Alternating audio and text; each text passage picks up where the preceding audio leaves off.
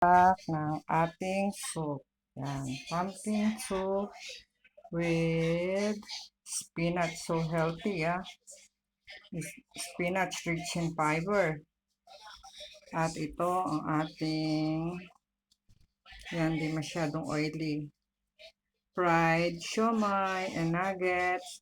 At ang lemon water, napaka-healthy for detoxification.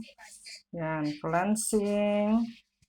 At itong ating berries, blueberries, napaka-healthy niyan. At avocado, rich in iron. Healthy din po yan. So healthy. Yan ang breakfast for today. Blueberry. Maganda yung mga berry sa heart. Yan. Sa skin, sa mata, ang avocado. Yeah, try to be healthy in everyday routine. Let's eat healthy. Hindi po salty yan. Yan. Yan. At